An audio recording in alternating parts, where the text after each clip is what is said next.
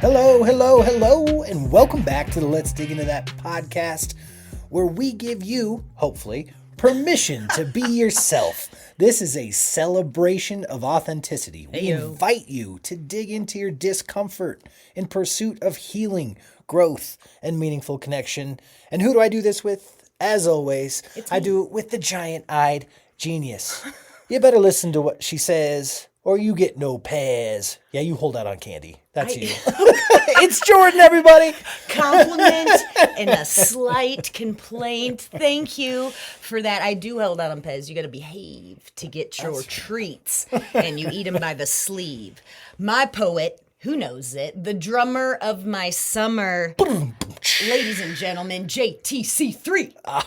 Ooh, JTC3. Did we mention JT's a third? I love this story. This one time. You don't have a lot of like mental lapses, little slips like this in your life, but I remember. Wasn't even getting good, but yes, there's this one time. Hand in hand, Rehoboth Beach, Delaware. We're walking. Lovely.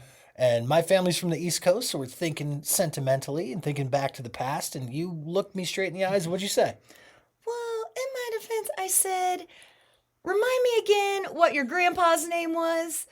Because I never had the honor to meet your father's father. Me either. And funny thing about that is his name is your name. That's right. I am JTC3. I'm the It third. was a moment. It was a moment. That would be my name, Yeah, babe. Yeah, that's exactly. Babe. He looks Babe. in my eyes. We stopped strolling. He's like, my name.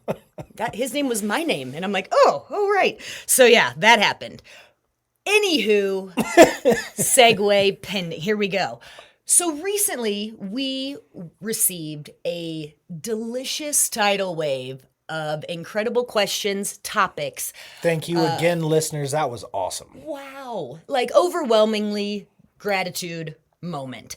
So we went the best we could with a rapid fire, trying to dig into the topics you brought to Slow us. burn. And we promise that we will get to all of these questions and topics. And there were a couple of words that kept recurring. A handful of the same handful. And so today I would like to kind of take a few of those questions, and we want to talk about fantasy. Ooh, the audience wants to know about our sex life, huh? That's Well, what's there happening. were here. some that were pretty, hey. And so we'll see I get how it, the I get it. conversation flows today.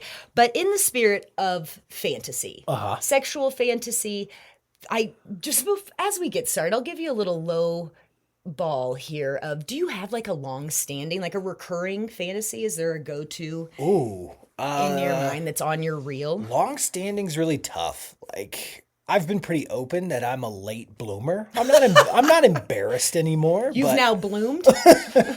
But I lost my virginity when I'm realizing now I was 18. Okay. Because it happened in October on Halloween Recent epiphany. of my senior year of high school, which my birthday's in September. So I was a full-grown Fresh adult 18, but a full when that happened. And grown voter. man, I didn't have a lot of exposure. My dad was a Catholic to his core, and our sex talk was very brief. And Don't. I guess my answer to your question about fantasy is I didn't understand sex till a much later age in my life, that my fantasies as a younger guy, as a kid, as a Teenager. adolescent, they really were more along the lines of, man, that girl that I think is super hot, if she would just talk to me. As We could have a verbal engagement and that so would do. I don't have a long-standing fantasy really that I That's can really fair. speak of, because I like appreciate your honesty because it is interesting. Like, our listeners seem to be interested in the sexual fantasy component, which is relevant because we all should hopefully let our imaginations run wild in our own lives. So we'll get into the juicy stuff for sure. How about you? Do you have one that like has stayed with you that long? A long. As I ask you, it should be again, just ready to rock and roll with my response. My long-standing fantasy, the first one that jumps to mind, as I mentioned, apparently it's taken me a little bit to get going my foreplay of this conversation, because mine was more of a vision. Like, it's a little sexy, but it's me, fabulous. I'm in my own skin, so kind of seen from my own eyes, but there's this beautiful, I've talked to you about it, but this beautiful property, I can hear the ocean, it smells right, the doors are wide open, I can hear like the jingle jangle of a little like dog call, and it is this, I am overwhelmed with this like gratitude and confidence and sex appeal. And so not exactly a sexual fantasy. Not exactly. You have like this fantasy but boy, of your am I life. primed to get laid at this feeling that I have in my skin, and that's, and I'm like, I'd hit it. But yes, and so I think the definition I'd like to use, just for the spirit of our conversation, is that sexual fantasy is anything that enhances excitement or pleasure. Oh, nice. And so I think that it is very endearing and sweet that you're like, I just wanted a cute girl to talk to me a little bit. And so, and it's also great that you didn't luckily get exposed to just mayhem and be like, so you have your first, intimate moment with your, sweet virginal bodies, and you're like, here's what we're gonna do. And you get it, because the fantasy is like it's quite the topic. There's Gillian Anderson just has a book out, Anonymous, I believe is From the the name. X-Files? Yes, I never watched, but that is Sex Education. I know I made you watch at least half, seen but that was that's her? Yes, is she Scully? Is that Yeah. right? Yes, but it is a Mulder I don't or wanna, Scully? I don't remember. Man, that's terrible. I feel like Scully is maybe right. Okay. Please don't fact check that moment. Not the point. Gillian Anderson. Pretty, I don't know. Sorry, thinking sexual fantasies just for a moment. Wow.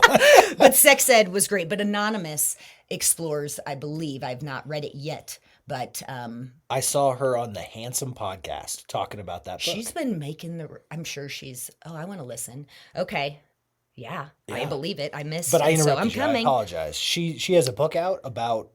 Yes, and so I do believe all female write-ins, if I'm not mistaken. It could be non-binary, trans, everything. I'm not really certain, but it is a sexual Dear Abby book. And so I think Cool. that I'm going to throw out some numbers because I am me. And Stats tutor. in the spirit of our fantasy convo, I did a bit of digging, and I was like, how often do people talk about, because how long did I wait to ask you? Because I'm sure we were drinking then, so who knows, but I have a feeling small talk, very let's dig into that being my go-to attitude of like, hey, so do you have any? Yeah. Do you remember the moment? I remember you asking Okay. me, and my response was very similar to today of like, Turns out, bit of an outlier. Can I get back to you on that? Yes. Doesn't shock me. I'm sure my impulse was like, oh, don't worry. He'll find them. I'll encourage them out of him. And so I'm so sorry I made you sweat, sort of. But numbers. You didn't. Yeah, let's get to your numbers. Yes. So apparently I'm one of the few that do put people in that hot seat of tell me your deepest, darkest, innermost thoughts. Because I did a little cross-reference. And so we're going to, I think, be probably pointing at this one study in particular, but Justin Lay-Miller, who wrote Tell Me What You Want, he's a social psychology PhD. I think that's right. I think that's right. Yeah. I got to quit writing in chicken scratch. That's what I should do.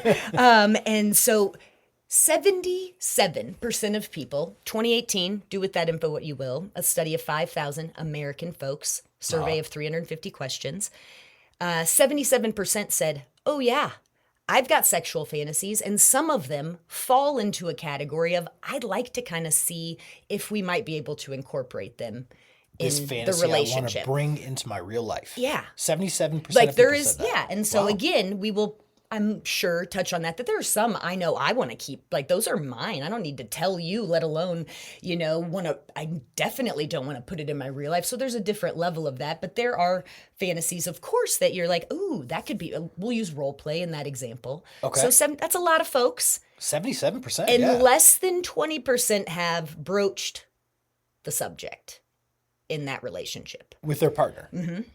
77% Actively in a relationship. of people would like to act on their fantasies, but only 20% of them Less than 20 have talked about it.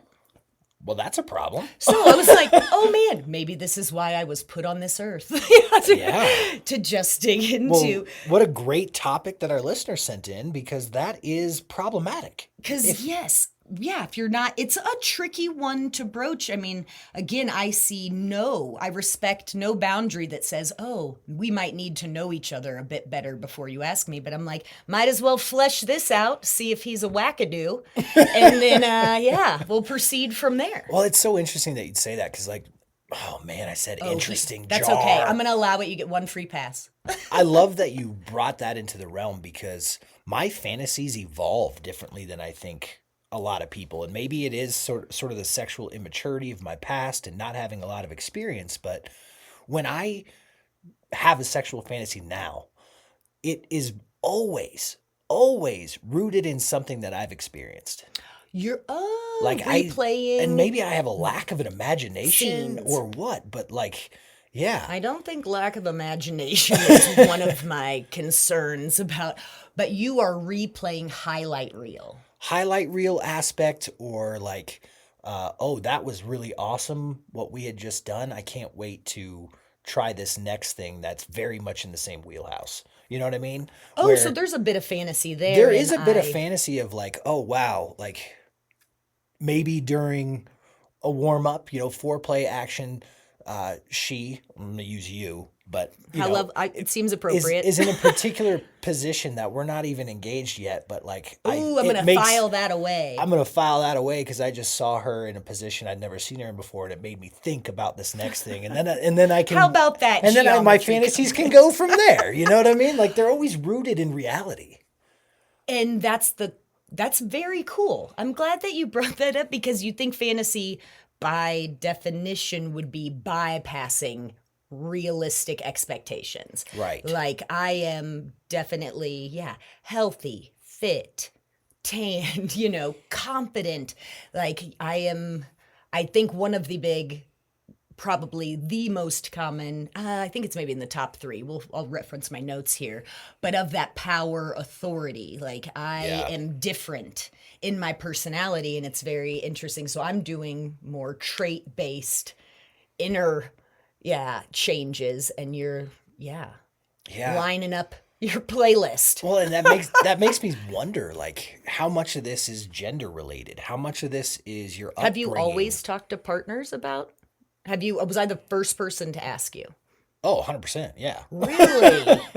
Yeah, there's no question. I mean, again, not to get too much in my history or past, but opportunity presented itself not in a really designed pattern for me. Unfortunately, my sexual history, I didn't get a lot of girls wanting to woo back. And so, like, it felt different as a younger man where it was kind of like take what you can get as opposed to, hey, let's push this to the limit. I'd like you to wear a mask. Whatever, fill in the blank. But like, right. It was like, oh, I'm. There's a bit of a learning curve for for everyone. Personal journey. I appreciate your bravery. But that is, the pushing those extremes of, in your wildest dreams, you weren't looking to execute that. No. Out the gate. Is this a conversation you've had with past partners? Is this just like part of I feel like this is probably a conversation I've had with strangers. But no, like I feel that if they're willing, if I get, but I do think, again, my long-standing fantasy is kind of vision board life. This is where I'm aiming. This is the light energy I'm headed toward. And I didn't even think of that. And again, my mind probably went straight to sex, but I didn't even think of that in terms of fantasy. Because you are the queen of vision boarding. You are constantly. Thank you. You are constantly putting. I could rock a glue stick like you would not believe. You love to put your aspirations and you sort of take them from fantasy and Keeps me focused. Give them an element of reality with a vision board. And I think it's an extremely powerful, healthy thing to be doing when I'm not sure I have the same connotation around a sexual fantasy. And the fact that those are in the same category sort of blew my mind a little bit now. I can just see my printer just spitting out images of whatever position JT's got on the docket. And he's just cutting out his little picture. What do you think, babe? Yeah. How we looking for Wednesday? So you know what we did on Tuesday? I was thinking, what if we just did like 90 degrees this way?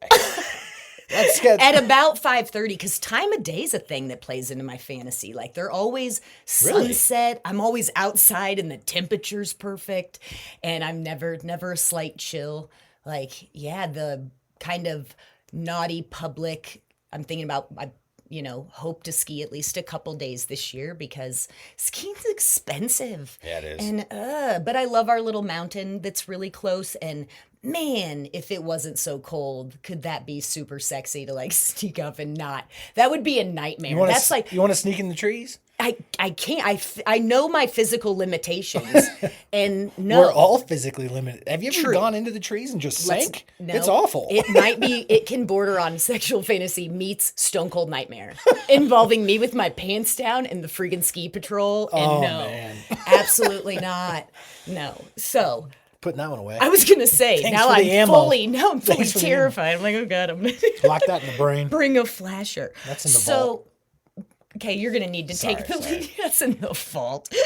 Yeah, I mean, I would love to ask some of these questions in reverse to you of like, where do your fantasies come from? First off, because that's really where you were saying upbringing a bit that's sort of where I'm struggling with this concept is like, I'm realizing I do have sort of a lack of sexual imagination, maybe. And are yours rooted in reality like mine, or can you just like see an image and run away with it? All of the above. Okay. And I think you know that I was very curious, very willing to ask questions. Again, I've divulged here that I told my first grade class I'd be artificially inseminated, that I remember asking, okay, again, my poor mother confined in a car. And I'm like, thank you again, Patty, for your interview in our last pod episode. But I said, hey, Mom, what's an orgasm? Because I knew 9 ways I could get one. I read those Cosmos so hard. And I was like, okay. And my mom's response was magic. She's like, first, like a whimper of just like, I brought this upon myself. I chose to raise this lunatic beside me. And I think it was something along the lines of, sorry, Mom, but like, when you drive over a hill really fast and then and that confused me enough that I was like, all right, I'll circle back. I'll circle back. I'm going to go ask one of those older girls at school. Yeah. Right. That I again was the early bloomer. And so that I had a mom that was willing to talk about stuff too, that I was probably people came to me and I fed it up the chain, had the higher ups get back to me. And so I feel very fortunate, but I didn't have a lot. We definitely, friends, cousins, like there was always, playboys managed to make their way. Less playgirls, but enough. And so, but never, like there was no like porn exposure really at a young age. And so I can see that it was a lot of like, I'm with you on the, man, what if that cutie kissed me? Like it started very innocent. Man, we are different. Yes. We are so different. I'm gonna tell a really embarrassing story. Great. To give contrast to where you stand on asking your mom about an orgasm, I had seen sex scenes in movies. And it was always kind of just like gauzy, far away. You backlit, you don't get to see. And all I really could conceptualize was 2 naked people. She's on top in a bed. She was always on top because that was with the covers around her back, so you couldn't really see anything. And so my little mind, I'm probably like 8, 9, 10, starting to get some of those hormones going. All right. I make the inference that my erect penis needs to hold a woman's body weight. It gets worse. Okay. From there, I decide, well, I better train. Right. You have calisthenics. I can't hold someone's weight with this thing. So I had a bowling ball that I would rest on top of my erect penis, strengthening so it would be ready for the day you that I would would balance it on your like a giant messed up golf tee situation. Like I would one day be ready to have sex with a woman. I was training for it. Oh.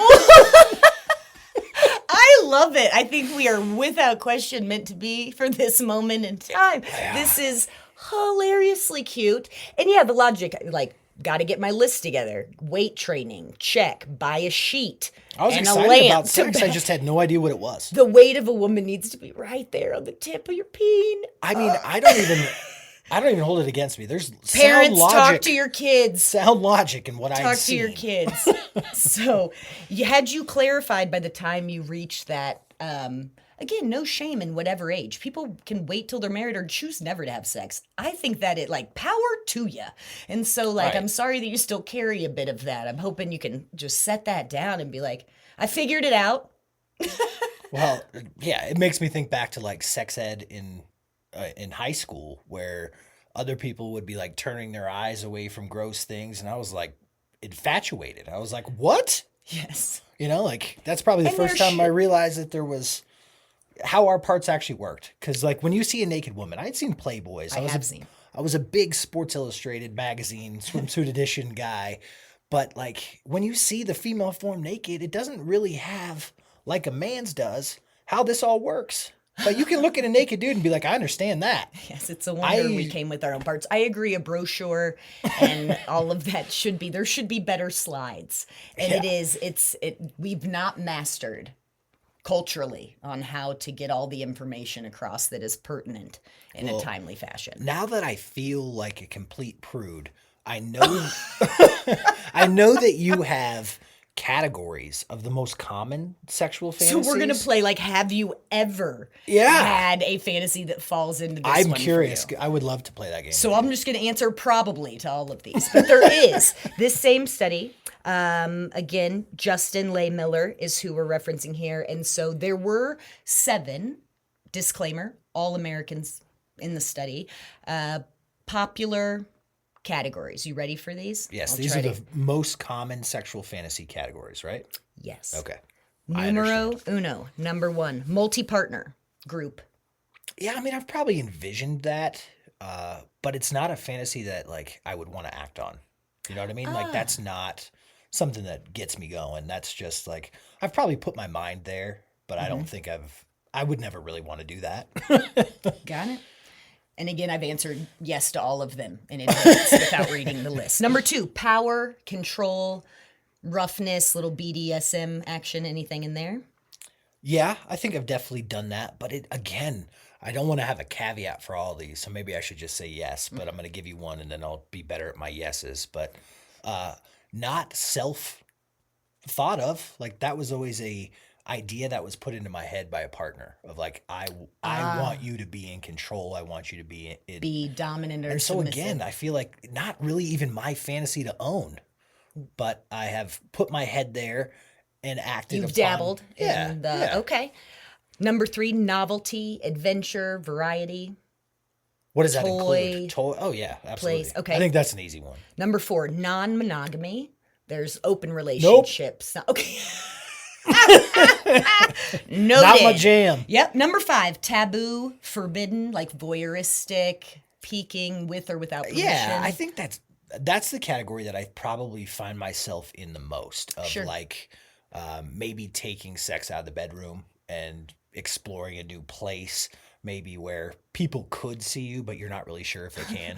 I think that's hot. Can you imagine JT in a Mile High Club situation of a TSA sanctioned bathroom? Bathroom? See, I'm out. I know. I don't get it either. everyone always talks about that, and I don't even fit. There's not enough I don't even Purell in fit the world. in the bathroom. Like when people talked about the Mile High Club, I didn't understand that either. I was like thinking Soul Plane with Kevin Hart and Snoop Dogg, or Austin Powers. Like there's a spinning bed in the back. That's who's in the Mile High Club. Kevin the private Hart plane and Austin travelers. Yeah, that I can get on board with. I think I can speak on behalf of anyone listening and fantasizing. Yeah, private plane. Why not? Give it a shot. Okay. Number 6, passion, romance, actually being like swept away. And That is my jam. classic. Okay, that is your sweet spot. I love it. Yeah, And I always want to be Prince Charming. that is. You know, like that's a fun fantasy for me of like. How do I handle that? Is it great? His poor defeated. Take your pants off. Shush. Are you reading a poem? What are you? Yeah, you can read and take your pants off at the same time, Use man. your mouth for something different. Sorry. Number 7, grand finale. Erotic flexibility. Gender bending, sexual fluidity. Ooh. Made the top. I kind of dig that. I think that's awesome. It's included in that it made the top 7. That's awesome. Yeah. I personally have never been there, but It was there was a side note on that one that it was one of the most common fantasies utilized when with a new partner for the first time, kind of seeking that I'm going to be in a different where the rules don't apply. I'm doing something I'm perhaps maybe not supposed to or a little bit out of the ordinary, and that allows some freedom to explore where the boundaries might be with that partner. Wow. I thought that was I kinda like cool. that. I want to say this is a little bit of a downer comment. Okay. But I'm going to say it anyway. The Prude bringing it downer. Well, I'm just saying, as an authoritative, Gotta the fantasy about being in control and domination, that one makes me sad a little bit because for guys and girls, I think it's way different. I think that fantasy is so common in women because they experience constant unwanted advances, looks, touching, and even worse, Glad sexual you said assault the looks. sometimes. Yeah, and- absolutely. I went straight to the awful and I mean, it is horrific, but down to the looks, glances, and commentary to be able in your mind to play that scene back and either have the comeback, whatever, seek revenge, or be in a completely different, rising above it. I think there's even like an opportunity to heal perhaps in that. That's exactly what I'm Kind of saying. have the screw you or the I pick me. And in terms of myself in that role, I would be more turned on, my personality type and the way that my heart works, I'd be more turned on being dominated than being the person that's going to be the, in control person, because 100% ultimately, you're my damsel in distress. 100%. but just generally speaking, like giving that empowerment back, I think that's sexy. And so how did those people get what a cool fantasy to be a part of that with your partner, giving perhaps their power back in this hypothetical situation. If you never talk about it, Right. that's tricky. So because of your hard nose on a couple of these categories of sexual fantasy, non-monogamy was one that you weren't so much into. Nope. And non-consensual. What if I approached you, like I obviously, because we have discussed it, but if I came to you with a kind of an unsexy, I'll just call it that for simplification. Turns like me a off, not, yeah, but I unsexy came to to you me. with like, oh man, I've been having this, I'll use, because multi is the number one group type environment. Like I've been having this crazy recurring dream this week. Like it's so weird, but it's like, group setting, like there's all these just gorgeous, oily, like slippery. Oh man. Damn, you're good at this. Cause like this is a really challenging answer because I know the importance of it, but I would be lying if like I think that a lot of guys, a lot of girls too, but when you come to me with that, I do have to instantly suppress. Everything. Why am I not enough? Bingo. Why do you want to be with someone else? Yep. Like that's Insecurity-ish. And I'm being honest with you that is the first instinct, but I'm well aware of what our communication means. And I am so aware that if you came to me with something like, oh, this really turns me on, if I just shut that down and went, you don't think I'm enough and blah, blah, blah, blah, blah, blah, you're never coming to me again That's correct. with one of your sexual fantasies. And I'm missing an opportunity here to connect.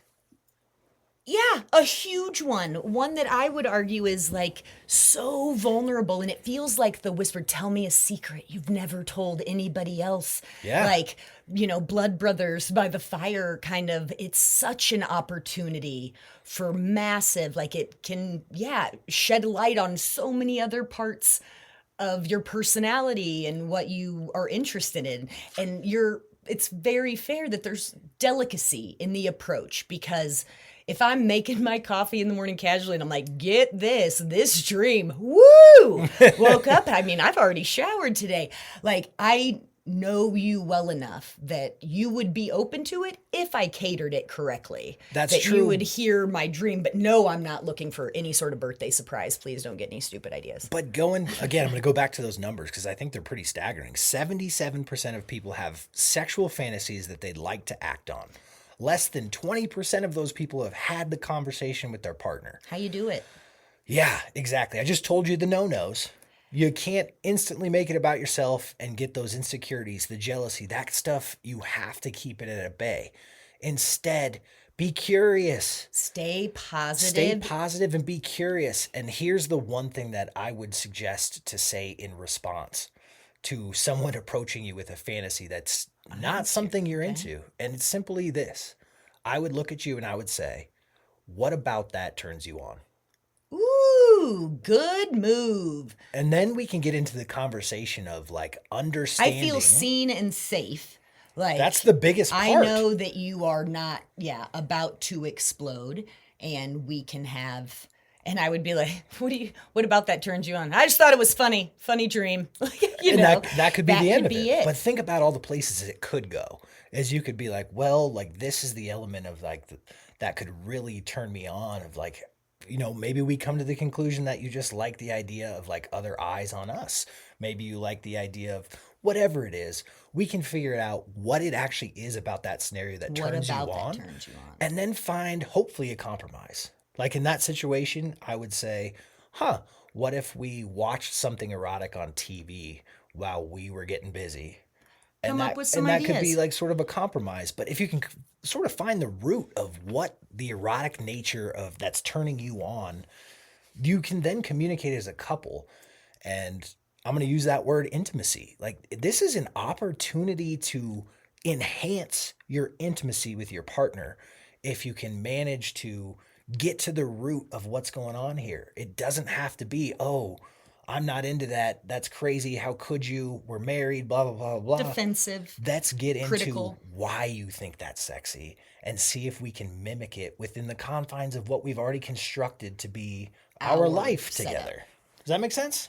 Really good advice. Yeah, that's a good one. Because I think I would go, And so I really, that is good to have that go-to. You just gave the gift of buy me some time to get myself in this conversation and ready. Because it is, if you shut it down, the likelihood of it ever coming back up, because these less than 20% willing to talk about it, some tells me many of them in their past got shut down. And what happens? And how heartbreaking to know, like, yes, that's off the docket for good, or take it. I feel judged, or take fantasy off the docket if you respond poorly. Like how you handle this communication is so crucial. Embrace it. Because regardless. imagine if I shut it down immediately and get all in my head and like, oh my God, she wants to have sex with other people.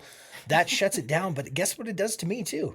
If I ever had a sexual fantasy I wanted to bring to you, I just took that off the table as well. Exactly. Because I'm going to pick that shit apart. And and that's not my jam at all. And so embracing it and just being able to have a more gentle approach, because that was the beautiful question from our listener that I knew I would get a rise out of you with, is sexual fantasy a form of intimacy? And I would say heck yes. It's so funny because my initial instinct is Jordan telling me that she wants to be with two other dudes and me at the same time. How is that increasing our intimacy by bringing two new people in? It got real specific. I do not mention throwing out numbers. But yes, I knew the argument when you're like, multiple partners. Fantasy means not locked in reality. Right. And intimacy is the lifeblood of your reality, of like that connection. Intimacy, even in your day-to-day relationships, that you want to be a good listener, you want to be present. And so I think that, yes, now having had this amazing chat, do you feel that sexual fantasy is a form of intimacy? Absolutely. You have swayed me. That's why I was saying you're good at this. My work here is done now.